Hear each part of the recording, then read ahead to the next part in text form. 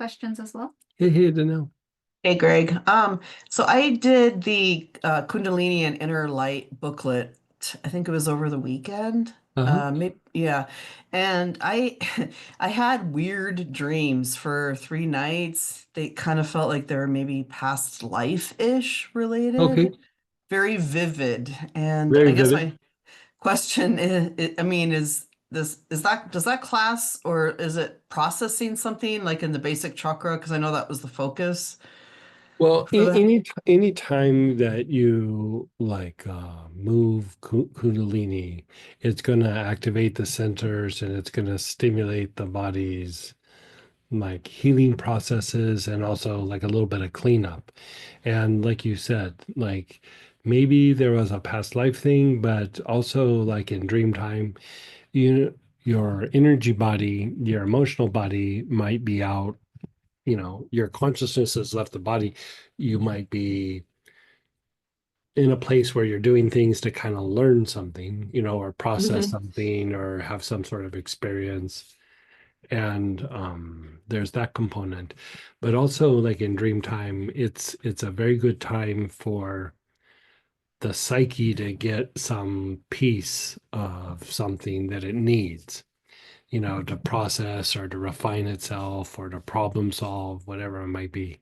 And so, you know, the dreams are almost more about like a theme than it is about the situation itself. Like, oh, this feels like, you know, it, it, they're usually really refined and you have to kind of sit with them because it's something that you're not usually super aware of. But like, Mhm. let's say it's something simple like abandonment or something, like Yeah. that, then you go, oh, like this person was doing this, and then I went here and I went there and I did this and I did that. But if you stand back and you go, but what was that all about? And Hmm. then you'll go, oh, that was kind of about abandonment. And then you'll go, well,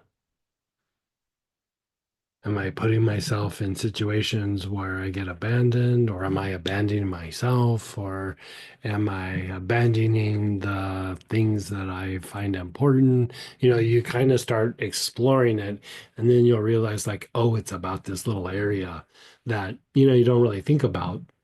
But then as you sit and kind of sit with the situation, all of a sudden it's like, oh, there's this area that I maybe don't think about or I do, but it's really on autopilot or there's some component there that is usually very kind of subtle.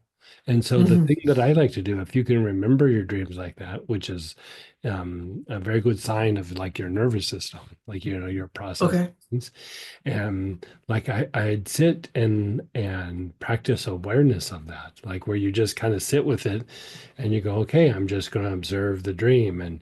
And that's the thing is we'll have an experience, but if you sit with it, it allows your intuitive mind to continue processing it and basically it's either problem solving the piece that it doesn't know or it doesn't get, or the situation that you might be addressing or dealing with. But, we get a lot of direction in our sleep. I mean, I get a lot of direction in my sleep. I learn a lot of things in my sleep.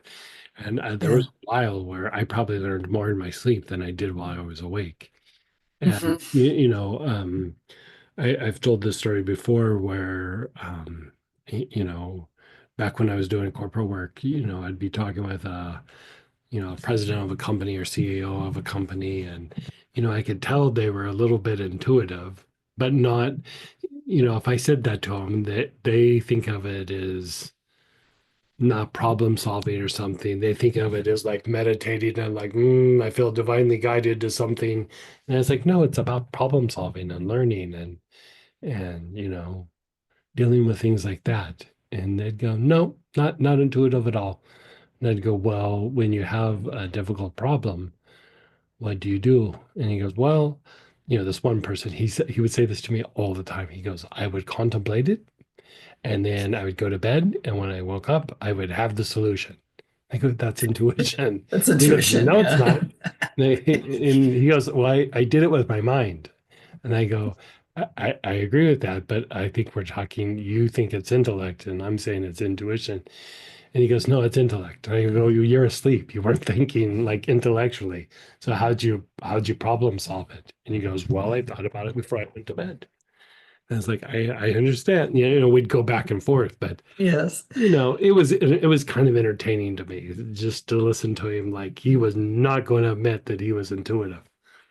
And but that's how we do a lot of things. And so, you know, one of the things that you can do is like, especially if you know the dream. I mean, I still meditate on a dream that I had 35 years ago. Like Mhm. I can remember it like it was yesterday. And, there's times where I wrote it down, but I don't even need to look at the notes. I can remember the dream. And Yeah.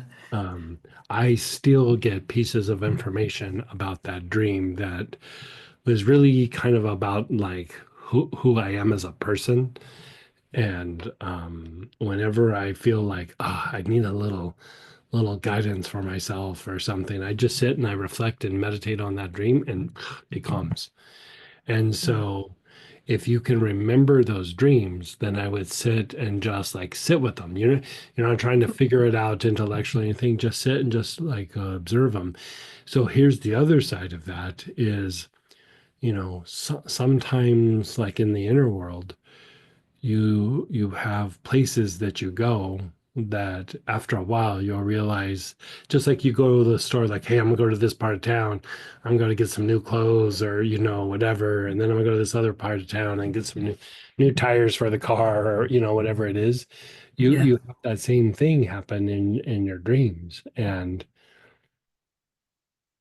you'll notice that over a period of time, that when you have certain experiences,